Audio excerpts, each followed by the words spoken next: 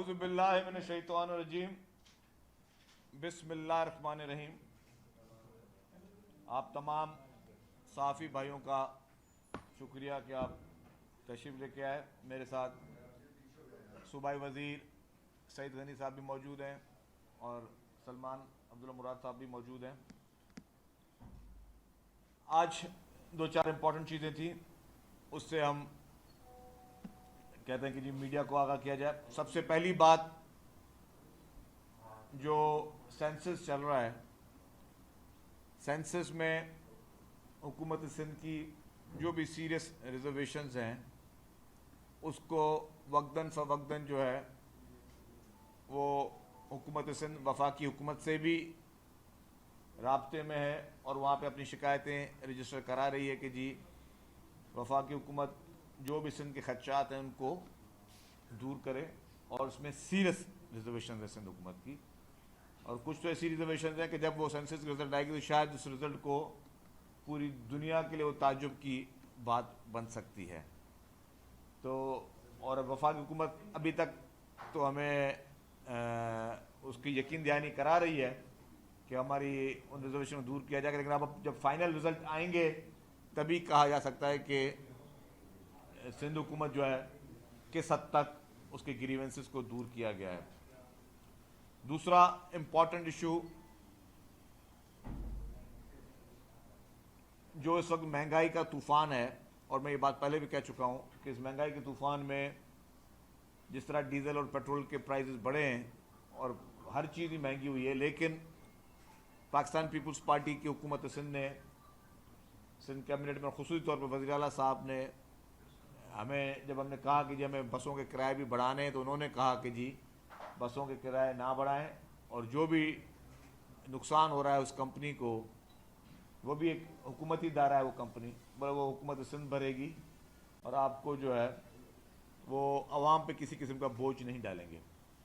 تو اب اس میں ایک اور چیز یہ ہے کہ ابھی عید کا دور آ رہا ہے اور عید کے ٹائم میں بھی لوگ جو کہ اپنے اپنے گھروں کو، اپنے گاؤں کو، مختلف صوبوں میں جائیں گے تو وہاں پہ بھی بہت زیادہ جو ہے وہ لوگ کرائے بڑھاتے ہیں ٹرانسپورٹرز۔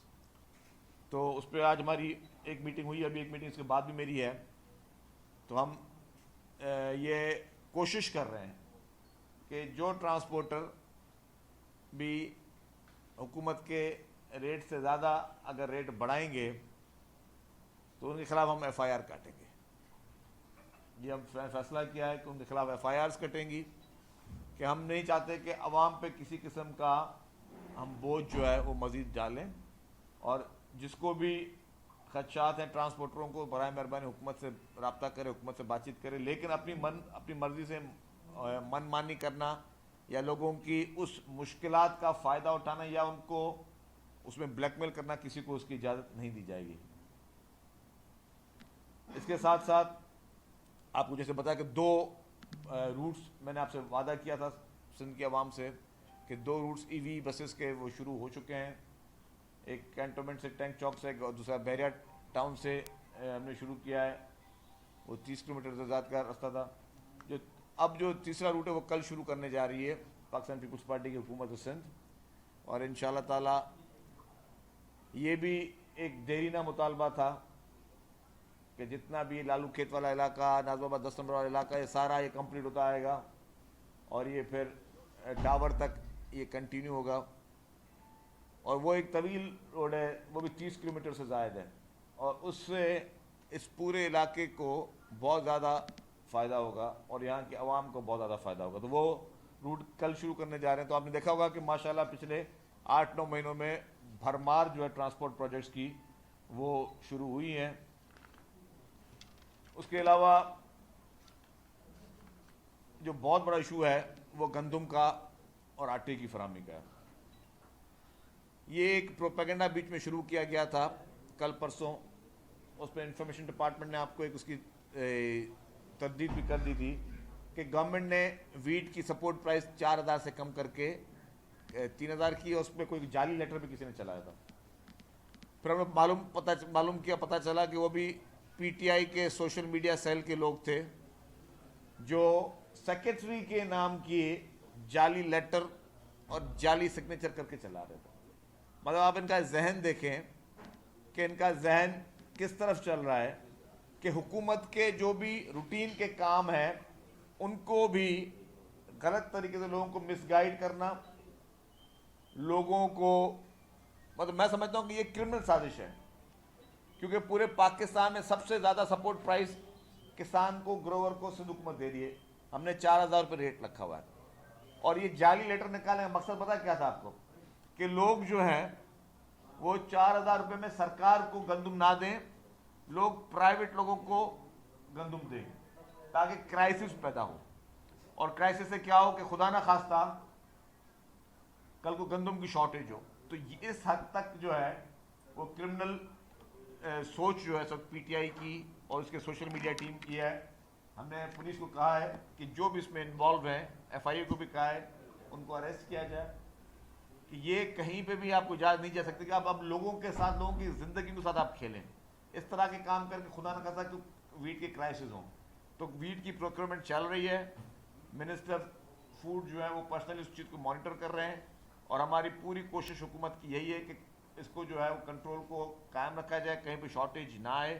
جہاں بھی کوئی شکایتیں آ رہی ہیں ان کو فوری طور پر اس کو دیکھا جا رہا ہے. اور اب تو ڈسٹرکٹ وائز بھی کنٹرول کیا جا رہا ہے کہ گندم جو ہے آپ کی وہ سندھ صوبے سے باہر نہ آ جائے, کہ لوگ سمگلنگ نہ کریں. لوگ یہاں سے سمگلنگ کر کے افغانستان اور دوسری جگہوں پر لے کر جاتے ہیں, اور پھر جو ہے پتہ چلے کہ آپ کے ملک میں جو آپ کو سپورٹ پرائز دی جا رہی ہے وہ آپ کے عوام کے لیے, وہ افغانستان کے عوام کے لیے حکومت نہیں کر رہی ہے, وہ کہ آپ کی پروکیورمنٹ, آپ کی محنت کے جو فائدہ ہے وہ کوئی اور اٹھائے.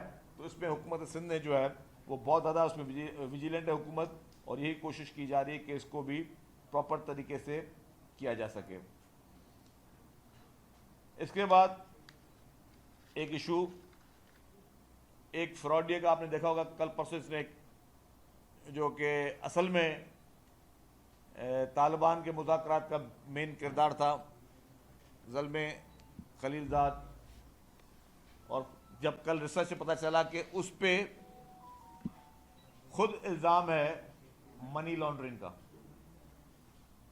اور وہ منی لانڈرنگ کا جو اس پہ الزام ہے وہ ہے کہ اس نے اپنی بیگم کے اکاؤنٹ میں 1.5 ملین ڈالرز جو ہیں وہ شفٹ کیے ہیں, جو کہ اپنے آپ کو ایک بہت بڑا ایک سادھو اور دیوتا سمجھتا تھا, جو عمران خان کے حق میں عمران خان سے زیادہ جو ہے وہ شاہ سے زیادہ شاہ کا وفادار بن رہا تھا. پاکستان کے اندرونی مسائل میں زلمے خلیل زاد جو ہے وہ اس طرح انٹرفیئر کر رہا ہے, جو کہ ایک لابیسٹ ہے امریکہ کا, اور وہ پاکستان کے لیڈروں پہ تنقید کر رہا ہے. اور اس کی جب وہ کہتے ہیں کہ اس کی پوچھ اٹھا کے دیکھی تو یہ پتہ چلا کہ یہ خود ایک کرپٹ ترین شخص اور منی لانڈرنگ کے سیریس ایلیگیشنز, اور یہ نہیں کہ پاکستان میں کوئی ایک پولیٹیکل پارٹی دوسری پولیٹیکل پارٹی پہ الزامات لگاتے, لوگ کہتے ہیں سیاسی انتقام ہے.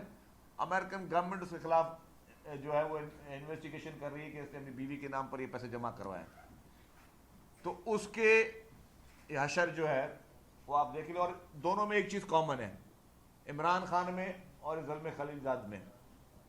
عمران خان بھی طالبان کا حمایتی, یہ زلمے بھی طالبان کا حمایتی. عمران خان میں بھی منی لانڈرنگ کے اس کے الزامات, اس میں بھی منی لانڈرنگ کے الزامات. تو آپ دیکھیں کہ یہ دونوں چور اور ٹھگ جو ہیں یہ دونوں ایک پلیٹ فارم پر اس وقت موجود ہیں.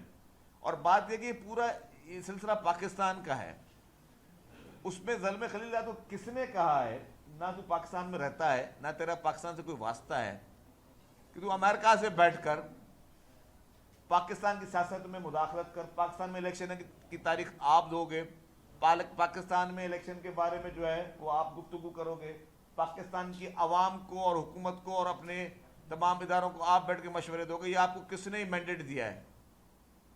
تو یہ سمجھتا ہوں میں کہ یہ سیدھی سیدھی پاکستان کی سیاست میں مداخلت ہے, کہ ایک امریکن لابیسٹ جو ہے وہ عمران خان کی حمایت میں ہے. اور اگر آپ پچھلے چند دنوں کی, پچھلے 15 دن کی ایکٹیویٹی دیکھیں کہ عمران خان کی کتنی انٹریکشن, کتنی دفعہ اس نے فون کیے, کتنی دفعہ ان کی بات چیت ہوئی ہے غیر ملکی سینیٹروں سے, غیر ملکی پارلیمنٹیرین سے, اور خاص طور پر خصوصی طور پر ایک خاص ملک جس کے خلاف عمران خان کہتے تھے کہ ہم ان کے غلام نہیں ہیں, وہ سائفر لے کر جو ہیں وہ سائفر دکھا رہے تھے پورے پاکستان کو کہ یہ سائفر جو ہے یہ اس کے خلاف سازش تھی. تو کہاں گئی سازش؟ آج آپ اسی ملک کے ایک ایک سیاستدان کو ایک ایک لابیسٹ کے پیر پڑ رہے ہو. آپ اسی ملک کے ایک ایک شخص کی منتیں کر رہے ہو کہ جی مجھے کسی طریقے سے اقتدار دلواؤ. آپ ان کے پیروں پہ گرے ہو, آپ ان کی منتیں کر رہے ہو, اور ابھی آپ کہاں گے آپ کا کہ ہم غلام نہیں ہیں, یہ امپورٹڈ حکومت ہے. تو آپ امپورٹڈ بننے کی کوشش کر رہے ہو. پہلے آپ ایک سازش کے ذریعے آئے اور اب آپ ایک اور سازش اس ملک کے خلاف کر رہے ہو. اور میں ایک چیز واضح کر لوں, جو ناقابل تلافی نقصان پاکستان کو, پاکستانی اداروں کو, پاکستان کی اسٹیبلشمنٹ کے اوپر جو وار کیے ہیں, جو پاکستان کی عدلیہ کو ڈیوائیڈ کیا ہے, پاکستان کے پارلیمنٹ کو ڈیوائیڈ کیا ہے, پاکستان کی سوسائٹی کو ڈیوائیڈ کیا اس شخص نے, ایسا ناقابل تلفی نقصان آج تک پاکستان کی ہسٹری میں کسی نے اس اداروں کے خلاف نہیں کیا جو عمران خان نیازی نے کیا ہے. اور اس کا مقصد کیا ہے کہ اداروں کو متنازع بنائے. آج اس کی وجہ سے سپریم کورٹ کے 2 حصے ہو گئے. آج اس کی وجہ سے سپریم کورٹ میں 2 سوچیں پائی جاتی ہیں. ایک سوچ کہتی ہے کہ ہم سب کچھ ہیں, سب اختیار ہمارا ہے. کہتے ہیں ہم سب کچھ ہے, سب اختیارات ہمارے ہیں. نہ وہ آئین کو ماننے کے لیے تیار ہے, نہ قانون کو ماننے کے لیے تیار ہے, نہ پارلیمنٹ کو ماننے کے لیے تیار ہے, نہ پارلیمنٹ کے اختیارات کو ماننے کے لیے تیار ہے. جو پارلیمنٹ قانون سازی کرتا ہے اس کو ماننے کے لیے تیار نہیں ہے. جو آئین کی کتاب ان کے سامنے اس کو ماننے کے لیے تیار نہیں ہے. ایک وہ لوگ ہیں جو کہتے ہیں ہم سب کچھ ہمیں, بس جو چلے گی ہماری بات چلے گی. اور اس پہ تو بہت ساری اسٹوریاں بھی آنا باقی ہیں. لیکن یہ جتنی بھی ڈویژنل سوچ ہے, ہمیں دکھ ہوتا ہے. پاکستان پیپلز پارٹی جو کہ آئین کی بالادستی پہ ہماری سیاست ہی اس پر ہے. پاکستان پیپلز پارٹی کا نیریٹو ایک ہی چیز ہے, آئین کی بالادستی, اداروں کی آزادی. شہید محترمہ بے نظیر بھٹو صاحبہ نے ایک جلسے میں خطاب فرمایا تھا. انہوں نے کہا کہ ہم پہ بہت زیادہ پریشر, اس طرح کے حالات پیدا کیے گئے کہ ہم عدالت سے لڑائی کریں, لیکن ہم نے کبھی بھی عدالت سے لڑائی نہیں کی. ہم نے کبھی بھی عدالت کے خلاف کوئی کام نہیں کیا. ہم نے کبھی بھی عدالت کے خلاف کوئی سازش نہیں کی. افتخار چودھری, جس پہ ہمیں 100 ریزرویشنز تھے پیپلز پارٹی کو, لیکن پھر بھی اس کی بحالی کی تحریک میں پیپلز پارٹی نے سب سے زیادہ رول پلے کیا. کہ اس وقت ملک میں جو صورتحال پیدا کر دی گئی ہے, وہ اگر آپ غور کریں تو ماضی میں یہاں اور فوج مارشل لا لگاتی تھی. جو شہادتیں ہوئی, بوم بلاسٹ, اس میں پاکستان پیپلز پارٹی کے ورکر شہید ہوئے, اور پھر وہی پیپلز پارٹی کو آج دن تک سپریم کورٹ سے انصاف بھی نہیں ملا. ایک مائنڈ سیٹ ہے جو کہ پیپلز پارٹی کو ہمیشہ نشانہ بناتا رہا ہے, چاہے اس کے لیڈرن کو سزائیں دلوانا ہو, سزائے موت کے جو ہے عدالتی قتل ان کے کرنے ہوں, چاہے ان کی محترمہ شہید بے نظیر بھٹو صاحبہ کی 2 دفعہ حکومت گرائی گئی.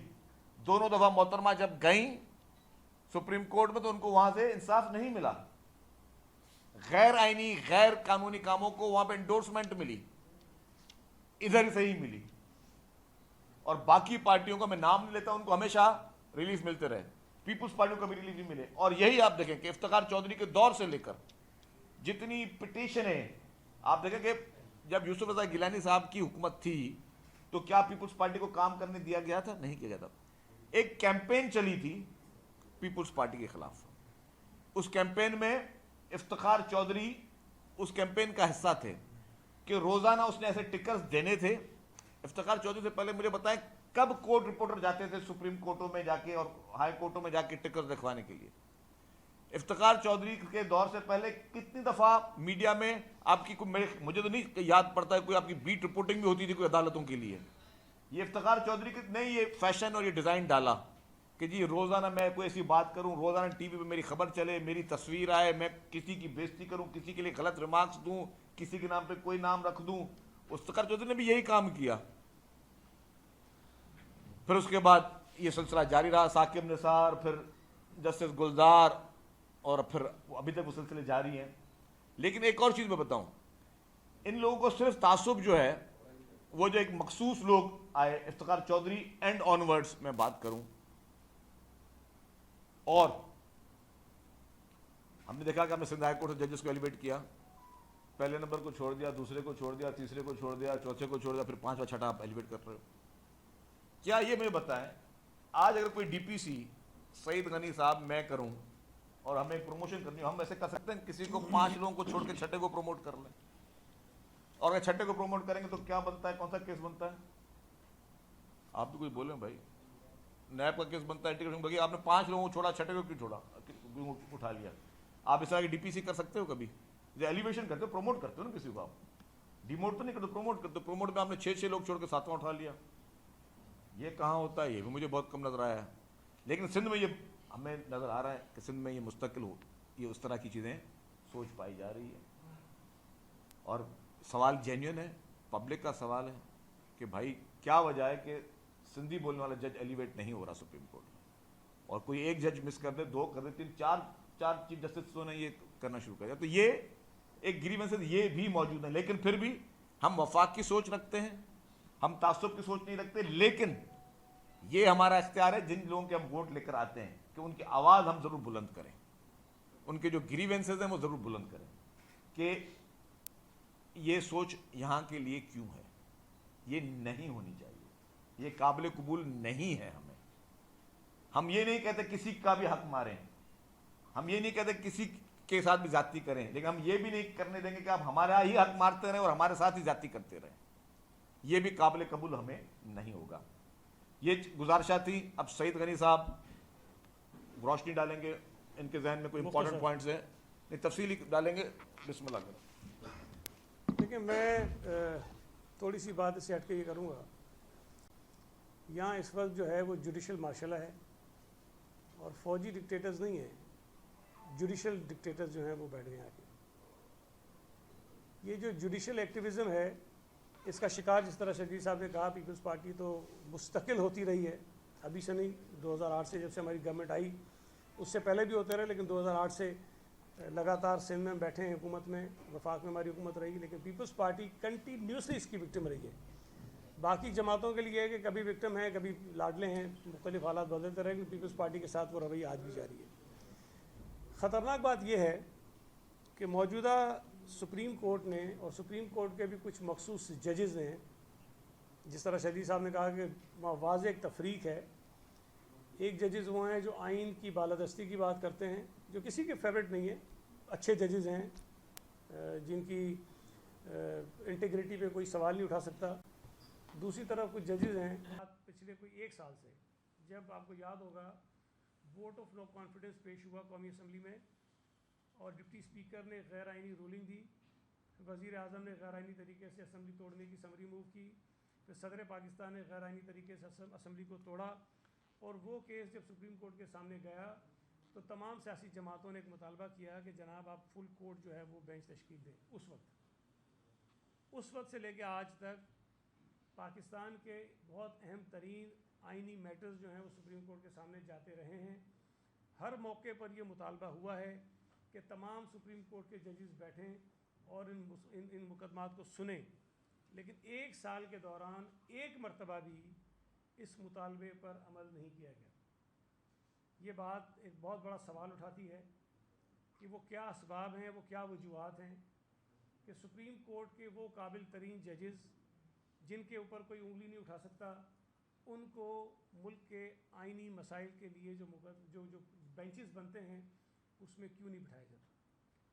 دوسری بات، ہمارے آئین میں تمام اداروں کا ایک دائرہ اختیار ہے کہ آپ نے اس دائرے کے اندر رہ کر اپنے اختیارات کو استعمال کرنا ہے. الیکشن کمیشن اگر کہیں اس دائرے سے ادھر ادھر ہوتا ہے تو سپریم کورٹ اس کو گلے سے پکڑ کے دیوار میں گاڑ دیتا ہے کہ تم نے یہ کیوں کیا، اور اس سے وہ زبردستی جبری طور پر وہ فیصلے کرواتا ہے. اور میرا یہ شروع سے موقف رہا ہے کہ الیکشن کمیشن سپریم کورٹ کا ماتحت نہیں ہے. آپ اگر آئین پاکستان کو اٹھا کر دیکھیں تو اس کے اندر مختلف چیپٹرز ہیں. جوڈیشری کے لیے ایک الگ چیپٹر ہے، الیکشن کمیشن کے لیے بالکل ایک الگ چیپٹر ہے. الیکشن کمیشن کے چیپٹر میں آپ کو عدلیہ کا ایک بھی کہیں ذکر نظر نہیں آئے گا. اسی طرح عدلیہ کا جو چیپٹر ہے اس کے اندر الیکشن کمیشن کا رول نہیں ہے. دونوں کو خود مختار ادارے کے طور پہ آئین نے جگہ دی ہوئی ہے. لیکن یہاں پر سپریم کورٹ روزانہ الیکشن کمیشن کے معاملات میں مداخلت کرتا ہے اور جو شیڈیول ہے الیکشن کمیشن کا، الیکشن کا کسی بھی الیکشن کا دینے کا، وہ اختیار الیکشن کمیشن کا ہوتا ہے. یہاں سپریم کورٹ جو ہے وہ دیتی ہے. ایک مرتبہ افتخار چودھری صاحب بھی یہ کارنامہ کر چکے ہیں ویسے بائی دا وے، یہ کر رہے ہیں. دوسرا، اسٹیٹ بینک جو ہے وہ خود مختار ادارہ ہے اور وہ کسی بھی طور پر فائننس ڈویژن کی انسٹرکشن کے بغیر جو پاکستان کا خزانہ ہے اس کو خرچ کرنے کا اختیار اس کے پاس نہیں ہے. یہاں سپریم کورٹ زبردستی غیر آئینی طریقے سے براہ راست اس کو یہ انسٹرکشن دے رہا ہے کہ اتنے پیسے جو ہے تم فلاں جگہ پہ خرچ کر دو، جو وہ نہیں کر سکتا ہے. سب سے خطرناک بات یہ ہے کہ پارلیمنٹ جو ان تمام اداروں کی ماں ہے، جس کی کوکھ سے یہ تمام ادارے جنم لیتے ہیں، آئین بنانے کا اختیار صرف پارلیمنٹ کو ہے، سپریم کورٹ کو نہیں ہے، الیکشن کمیشن کو نہیں ہے، کسی اور ادارے کو نہیں ہے. پارلیمنٹ آئین بناتی ہے، اس آئین کے ذریعے پھر یہ ادارے قائم ہوتے ہیں. ان کے اختیارات کا تعین پارلیمنٹ کرتی ہے. اور یہاں عجیب بات ہے، پہلے بھی ہوتا رہا ہے کہ سپریم کورٹ جس کے پاس خود یہ اختیار نہیں ہے کہ وہ آئین کے اندر ایک نقطہ ادھر سے ادھر کر سکے، وہ کبھی آمروں کو اجازت دیتا ہے کہ تم آئین کے اندر ترمیم کر لو، کبھی خود اپنے فیصلوں کے ذریعے جو ہے وہ آئین کے اندر ترمیم کر لیتا ہے. ماضی میں چیزیں ہوتی رہی، لیکن ریسنٹ جو مثال آپ کے سامنے موجود ہے وہ 63A کی ججمنٹ ہے، جس کے نتیجے میں یہ پورا آئینی بحران جو ہے وہ پیدا ہوا تھا، وہ بھی سپریم کورٹ کے ذریعے ہوا. ابھی حالیہ دنوں میں جو پارلیمنٹ نے ایک بل جو ہے وہ Supreme Court practice and procedure bill 2023، جس میں کوئی ایسی چیز نہیں ہے، کوئی ایک چیز ایسی نہیں ہے جو انڈیپینڈنس آف جوڈیشری کے خلاف ہو، کوئی ایک چیز نہیں ہے. یہ تمام چیزیں جو اس بل کے اندر موجود ہیں، جو پارلیمنٹ نے منظور کی ہیں، ان کا مطالبہ پتہ نہیں کتنے برسوں سے اس ملک کی سیاسی جماعتیں بھی کرتی رہی ہیں اور تمام بار کونسلز کرتی رہی ہیں، حکومت پاکستان کو لکھتی رہی ہیں کہ جناب پارلیمنٹ یہ نہیں کر رہی، لہذا آپ یہ قانون بنائیے اور یہ اس کو کچھ ریگولیٹ کیجیے. جو اختیارات چیف جسٹس کے ہیں، chief justice supreme court of Pakistan نہیں ہے. سپریم کورٹ آف پاکستان کا مطلب ہے کہ وہاں جو 17 ججز ہیں ان پر مشتمل ایک سپریم کورٹ ہے. چیف جسٹس اس کا ایک جج ہے، 17 میں سے ایک جج ہے.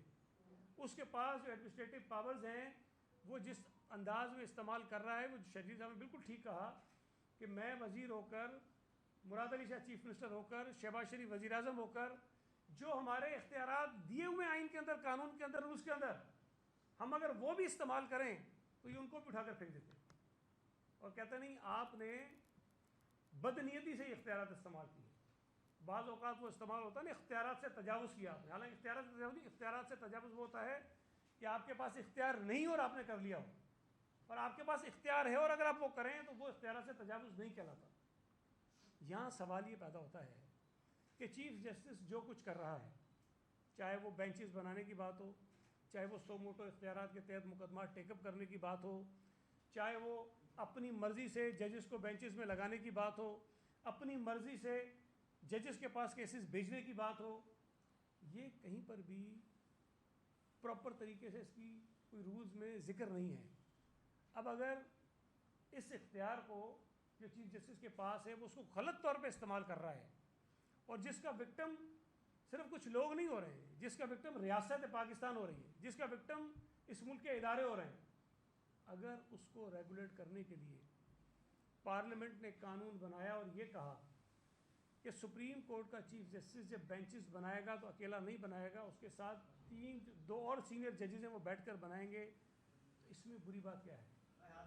سپریم کورٹ نے یہ نہیں کہا، پارلیمنٹ نے یہ نہیں کہا کہ سپریم کورٹ کا چیف جسٹس ہوگا اور اس کے ساتھ وزیر قانون ہوگا اور اس کے ساتھ اٹارنی جنرل ہوگا اور اس کے ساتھ سعید غنی ہوگا، اس کے ساتھ شہریل میمن ہوگا، وہ بیٹھ کے طے کریں گے. یہ نہیں کہا.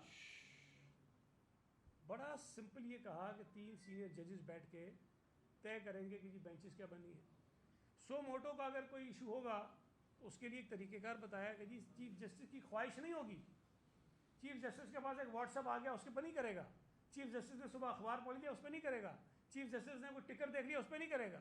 اس کا ایک طریقہ کار بنا دیا گیا کہ اگر آپ سمجھتے ہیں کہ یہ ایشو اس نوعیت کا ہے کہ جس سے عوامی مفادات کو کوئی نقصان پہنچ سکتا ہے تو اس کے لیے آپ برائے مہربانی ذرا کنسلٹ کر لیجئے ججز کے ساتھ. اس کو ابھی وہ قانون منظور ہی نہیں ہوا, قانون بنا ہی نہیں ہے, بننے سے پہلے اس قانون پر عمل درآمد روک دیا گیا.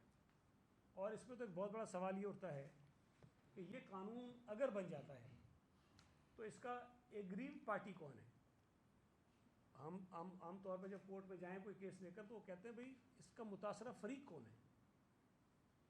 اس کا متاثرہ فریق تو چیف جسٹس آف پاکستان ہے. اگر وہ سمجھتا ہے کہ میرے اختیارات کم ہو رہے ہیں تو کیا ایک آدمی جو اس قانون کی وجہ سے متاثر ہو رہا ہے, جس کے اختیارات متاثر ہو رہے ہیں, وہ خود اس پہ بینچ بنا سکتا ہے؟ کیا وہ خود اس بینچ کی سربراہی کر سکتا ہے؟ کیا وہ خود اس بینچ میں بیٹھ کر ایک فیصلہ کر سکتا ہے؟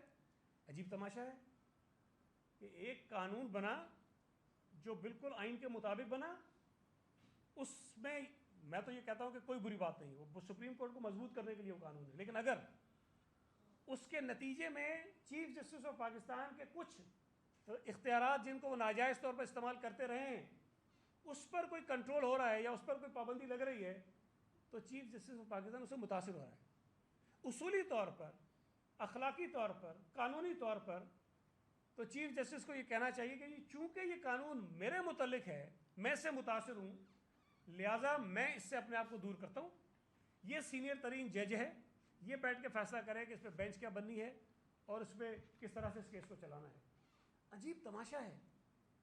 اگر یہ کام ایگزیکٹو کرے, حکومت کرے, تو آپ ان کو پھانسیوں پہ لٹکا دو, ان کو جیلوں میں ڈال دو. لیکن یہ کام اگر چیف جسٹس آف پاکستان کرے تو کوئی سے پوچھنے والا نہیں ہے. میں تو یہ سمجھتا ہوں کہ یہ مس کنڈکٹ ہے, گروس مس کنڈکٹ ہے چیف جسٹس کی طرف سے, کہ انہوں نے جو اپنا ان کا کوڈ آف کنڈکٹ ہے, اور جو میں نے اسمبلی میں ذکر کیا تھا کہ یہ کوڈ آف کنڈکٹ آئین پاکستان کا حصہ ہے. آئین پاکستان میں جو ججز کا حلف ہے اس حلف میں یہ لکھا ہوا ہے کہ میں کوڈ آف کنڈکٹ کی پابندی کروں گا, اور کوئی جج اگر کوڈ آف کنڈکٹ کی وائلیشن کرتا ہے, اس کو نہیں مانتا, اس کو توڑتا ہے, تو اس کا مطلب یہ ہے کہ وہ اپنے حلف کو توڑتا ہے, اور جب وہ اپنے حلف کو توڑتا ہے تو اس کا مطلب یہ آئین پاکستان کو توڑتا ہے. تو وہ جج جو آئین پاکستان کو توڑنے کا مرتکب ہوا ہو اس کے خلاف ریفرنس فائل ہونا چاہیے. اور مجھے نہیں پتا, مجھے خود حیرت ہوتی ہے بعض اوقات کہ سپریم کورٹ کی جو سپریم جوڈیشل کونسل ہے اس کے سامنے ایک تو باقر نقوی صاحب کے خلاف جو ہے وہ, باقر نقوی نام ہے نا شاید جج کا جو نقوی صاحب ہے, مظاہر نقوی صاحب, باقر نقوی تو لاہور والے ہیں, کام ایک ہی ویسے دونوں کے. تو جو سپریم کورٹ کے مظاہر نقوی صاحب ہیں ان کے خلاف ریفرنسز ہیں, اور چونکہ وہ چیف جسٹس کے چاہیے اور اوپن کورٹ میں یہ کہہ چکا ہے کہ اس کے خلاف ریفرنس آیا تو میں نے اس کو بٹھا کے بھی میسج کیا ہے کسی کو, اور یہ کہا کہ اگر میرے ججز کے خلاف کوئی آئے گا تو اس کو میرا سامنا کرنا پڑے گا. اس سے زیادہ پارشلٹی اور کیا ہو سکتی ہے کھلی, کہ سپریم کورٹ کا چیف جسٹس یہ کہہ رہا ہے کہ وہ جج جس کے اوپر کرپشن کے الزامات ہیں, جس کے اوپر چوری کے الزامات ہیں, جس کے بیٹے کے اوپر 2 نمبری کے الزامات ہیں, جس کے اوپر یہ الزام ہے کہ وہ بیٹوں کے تھرو فیصلے کرتا ہے, وہ آدمی میرا پیارا ہے, میرا چہیتا ہے, اور اس کے خلاف کوئی کچھ کرے گا تو پہلے اس کو میری لاش پر سے گزرنا پڑے گا. یہ تو نہیں کہا, لیکن مقصد شاید یہ تھا. اب اگر اس قسم کی صورتحال بن جائے اور چیف جسٹس آف پاکستان نہ اپنے خلاف نہ اپنے پیارے جج کے خلاف, سپریم سیاسی جماعتوں نے ایک مطالبہ کیا کہ جناب آپ فل کورٹ جو ہے وہ بینچ تشکیل دیں. اس وقت سے لے کے آج تک پاکستان کے بہت اہم ترین آئینی میٹرز جو ہیں وہ سپریم کورٹ کے سامنے جاتے رہے ہیں. ہر موقع پر یہ مطالبہ ہوا ہے کہ تمام سپریم کورٹ کے ججز بیٹھیں, اور 2 نمبری کے الزامات ہیں جس کے اوپر یہ الزام ہے کہ وہ بیٹوں کے تھرو فیصلے کرتا ہے, وہ آدمی اور ان مقدمات کو سنیں. لیکن 1 سال کے دوران ایک مرتبہ بھی اس مطالبے پر عمل نہیں کیا گیا. یہ بات ایک بہت بڑا سوال اٹھاتی ہے کہ وہ کیا اسباب ہیں, وہ کیا وجوہات ہیں کہ سپریم کورٹ کے وہ قابل ترین ججز جن کے اوپر کوئی انگلی نہیں اٹھا سکتا, ان کو ملک کے آئینی مسائل کے لیے جو بینچز بنتے ہیں اس میں کیوں نہیں بٹھایا جاتا؟ دوسری بات، ہمارے آئین میں تمام اداروں کا ایک دائرہ اختیار ہے کہ آپ نے اس دائرے کے اندر رہ کر اپنے اختیارات کو استعمال کرنا ہے۔ الیکشن کمیشن اگر کہیں اس دائرے سے ادھر ادھر ہوتا ہے تو سپریم کورٹ اس کو گلے سے پکڑ کے دیوار میں گاڑ دیتا ہے کہ تم نے یہ کیوں کیا، اور اس سے وہ زبردستی جبری طور پر وہ فیصلے کرواتا ہے۔ اور میرا یہ شروع سے موقف رہا ہے کہ الیکشن کمیشن سپریم کورٹ کا ماتحت نہیں ہے۔ آپ اگر آئین پاکستان کو اٹھا کر دیکھیں تو اس کے اندر مختلف چیپٹرز ہیں۔ جوڈیشری کے لیے ایک الگ چیپٹر ہے، الیکشن کمیشن کے لیے بالکل ایک الگ چیپٹر ہے۔ الیکشن کمیشن کے چیپٹر میں آپ کو عدلیہ کا ایک بھی کہیں ذکر نظر نہیں آئے گا۔ اسی طرح عدلیہ کا جو چیپٹر ہے اس کے اندر الیکشن کمیشن کا رول نہیں ہے۔ دونوں کو خود مختار ادارے کے طور پہ آئین نے جگہ دی ہوئی ہے، لیکن یہاں پر سپریم کورٹ روزانہ الیکشن کمیشن کے معاملات میں مداخلت کرتا ہے، اور جو شیڈیول ہے الیکشن کمیشن کا، الیکشن کا کسی بھی الیکشن کا دینے کا وہ اختیار الیکشن کمیشن کا ہوتا ہے، یہاں سپریم کورٹ جو ہے وہ دیتی ہے۔ ایک مرتبہ افتخار چودھری صاحب بھی یہ کارنامہ کر چکے ہیں، ویسے بائی دی وے یہ کر رہے ہیں۔ دوسرا، اسٹیٹ بینک جو ہے وہ خود مختار ادارہ ہے، اور وہ کسی بھی طور پر فائننس ڈویژن کی انسٹرکشن کے بغیر جو پاکستان کا خزانہ ہے اس کو خرچ کرنے کا اختیار اس کے پاس نہیں ہے۔ یہاں سپریم کورٹ زبردستی غیر آئینی طریقے سے براہ راست اس کو یہ انسٹرکشن دے رہا ہے کہ اتنے پیسے جو ہے تم فلاں جگہ پہ خرچ، جو وہ نہیں کر سکتا ہے۔ سب سے خطرناک بات یہ ہے کہ پارلیمنٹ جو ان تمام اداروں کی ماں ہے، جس کی کھوک سے یہ تمام ادارے جنم لیتے ہیں، آئین بنانے کا اختیار صرف پارلیمنٹ کو ہے، سپریم کورٹ کو نہیں ہے، الیکشن کمیشن کو نہیں ہے، کسی اور ادارے کو نہیں ہے۔ پارلیمنٹ آئین بناتی ہے، اس آئین کے ذریعے پھر یہ ادارے قائم ہوتے ہیں، ان کے اختیارات کا تعین پارلیمنٹ کرتی ہے۔ اور یہاں عجیب بات ہے، پہلے بھی ہوتا رہا ہے کہ سپریم کورٹ جس کے پاس خود یہ اختیار نہیں ہے کہ وہ آئین کے اندر ایک نقطہ ادھر سے ادھر کر سکے، وہ کبھی آمروں کو اجازت دیتا ہے کہ تم آئین کے اندر ترمیم کر لو، کبھی خود اپنے فیصلوں کے ذریعے جو ہے وہ آئین کے اندر ترمیم کر لیتا ہے۔ ماضی میں چیزیں ہوتی رہی، لیکن ریسنٹ جو مثال آپ کے سامنے موجود ہے وہ 63A کی ججمنٹ ہے، جس کے نتیجے میں یہ پورا آئینی بحران جو ہے وہ پیدا ہوا تھا، وہ بھی سپریم کورٹ کے ذریعے ہوا۔ ابھی حالیہ دنوں میں جو پارلیمنٹ نے ایک بل جو ہے وہ Supreme Court practice and procedure bill 2023، جس میں کوئی ایسی چیز نہیں ہے، کوئی ایک چیز ایسی نہیں ہے جو انڈیپینڈنس آف جوڈیشری کے خلاف ہو، کوئی ایک چیز نہیں ہے۔ یہ تمام چیزیں جو اس بل کے اندر موجود ہیں، جو پارلیمنٹ نے منظور کی ہیں، ان کا مطالبہ پتہ نہیں کتنے برسوں سے اس ملک کی سیاسی جماعتیں بھی کرتی رہی ہیں، اور تمام بار کونسلز کرتی رہی ہیں، حکومت پاکستان کو لکھتی رہی ہیں کہ جناب پارلیمنٹ یہ نہیں کر رہی، لہذا آپ یہ قانون بنائیے اور یہ اس کو کچھ ریگولیٹ کیجیے۔ جو اختیارات چیف جسٹس کے ہیں، chief justice supreme court of Pakistan نہیں ہے۔ سپریم کورٹ آف پاکستان کا مطلب ہے کہ وہاں جو 17 ججز ہیں ان پر مشتمل ایک سپریم کورٹ ہے۔ چیف جسٹس اس کا ایک جج ہے، 17 میں سے ایک جج ہے۔ اس کے پاس جو ایڈمنسٹریٹو پاورز ہیں وہ جس انداز میں استعمال کر رہا ہے، وہ شرجیل صاحب نے بالکل ٹھیک کہا کہ میں وزیر ہو کر، مراد علی شاہ چیف منسٹر ہو کر، شہباز شریف وزیر اعظم ہو کر، جو ہمارے اختیارات دیے ہوئے آئین کے اندر، قانون کے اندر، رولز کے اندر، ہم اگر وہ بھی استعمال کریں تو یہ ان کو بھی اٹھا کر پھینک دیتے ہیں اور کہتے نہیں آپ نے بدنیتی سے یہ اختیارات استعمال کیے۔ بعض اوقات وہ استعمال ہوتا ہے نا، اختیارات سے تجاوز کیا آپ نے، حالانکہ اختیارات سے تجاوز نہیں، اختیارات سے تجاوز وہ ہوتا ہے کہ آپ کے پاس اختیار نہیں اور آپ نے کر لیا ہو، اور آپ کے پاس اختیار ہے اور اگر آپ وہ کریں تو وہ اختیارات سے تجاوز نہیں کہلاتا۔ یہاں سوال یہ پیدا ہوتا ہے کہ چیف جسٹس جو کچھ کر رہا ہے، چاہے وہ بینچز بنانے کی بات ہو، چاہے وہ سو موٹو اختیارات کے تحت مقدمات ٹیک اپ کرنے کی بات ہو، چاہے وہ اپنی مرضی سے ججز کو بینچز میں لگانے کی بات ہو، اپنی مرضی سے ججز کے پاس کیسز بھیجنے کی بات ہو، یہ کہیں پر بھی پراپر طریقے سے اس کی کوئی رولز میں ذکر نہیں ہے۔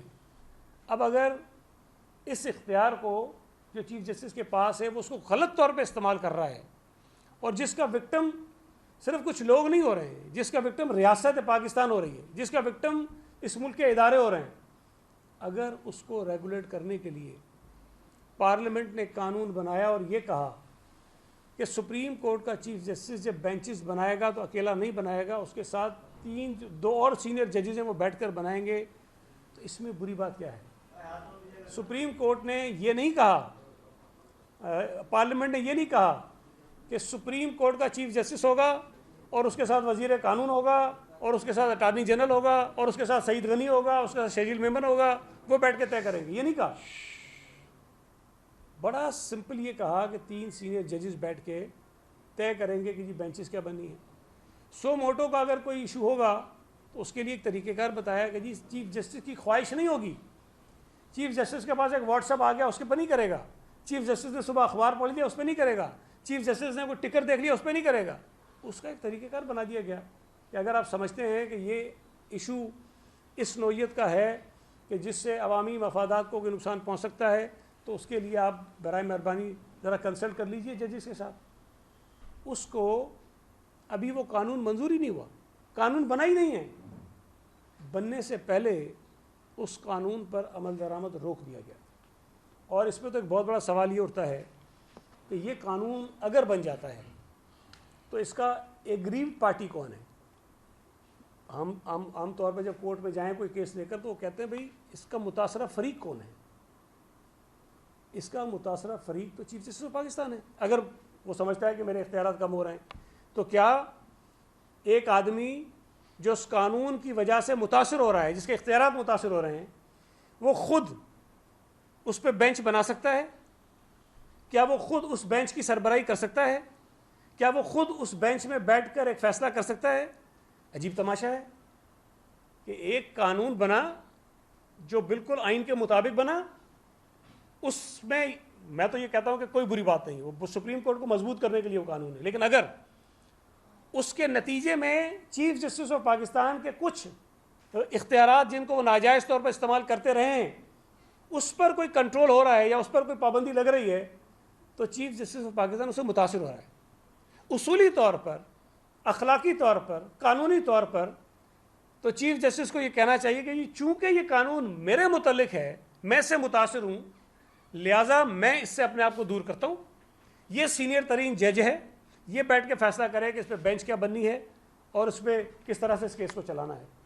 عجیب تماشا ہے، اگر یہ کام ایگزیکٹو کرے، حکومت کرے تو آپ ان کو پھانسیوں پہ لٹکا دو، ان کو جیلوں میں ڈال دو، لیکن یہ کام اگر چیف جسٹس آف پاکستان کرے تو کوئی سے پوچھنے والا نہیں ہے۔